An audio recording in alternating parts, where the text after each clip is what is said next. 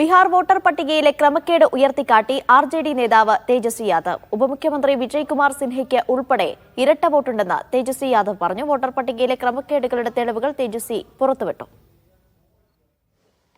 Voter list जो अभी SIR drive में जो हुआ है वो SIR के बाद की है। ये मोदी जी के खास और खास बिहार के उप मुख्यमंत्री हैं विजय कुमार सिन्हा।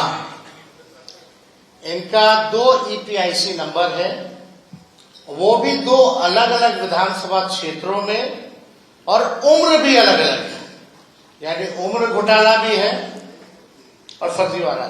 ये बांकीपुर विधानसभा क्षेत्र का है, आप देख सकते हैं 757।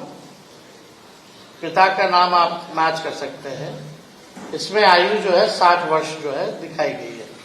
ये जो अभी जो SIR जो हुआ है अगस्त में जो रिलीज किया गया है, ये उस सूची में भी नाम है।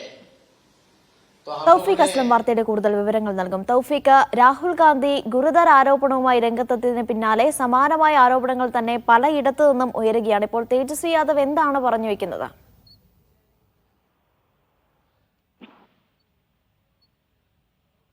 ബീഹാറിലെ വോട്ടർ പട്ടികയുമായി ബന്ധപ്പെട്ട് ഗുരുതരമായിട്ടുള്ള ആരോപണങ്ങളാണ് ഇപ്പോൾ തേജസ്വി യാദവ് ഉയർത്തിയിരിക്കുന്നത്. പ്രധാനമായും ബീഹാർ ഉപമുഖ്യമന്ത്രി വിജയ് കുമാർ സിൻഹയ്ക്ക് ഇരട്ട വോട്ടുണ്ടെന്നാണ് തേജസ്വി പറയുന്നത്.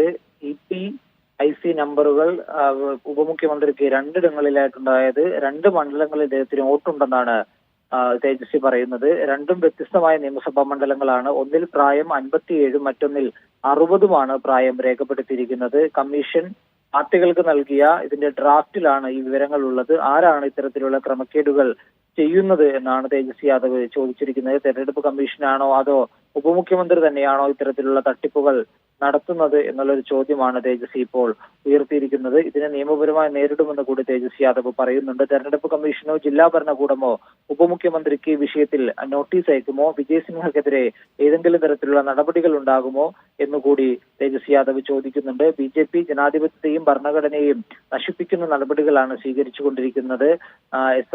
SIR ഒരു വലിയ തട്ടിപ്പാണെന്ന് പ്രതിപക്ഷ പാർട്ടികൾ നിരന്തരം പറയുന്നുണ്ട് എന്നുകൂടി തേജസ്വി യാദവ് പറഞ്ഞു. ഇത് തട്ടിപ്പാണ് നടക്കുന്നതെന്ന് പൂർണ്ണ തെളിവുകളോടെ തങ്ങൾ കോടതിയിൽ അവതരിപ്പിക്കും എന്നുള്ളൊരു കാര്യം കൂടി തേജസ്വി യാദവ് വ്യക്തമാക്കുകയും ചെയ്തു.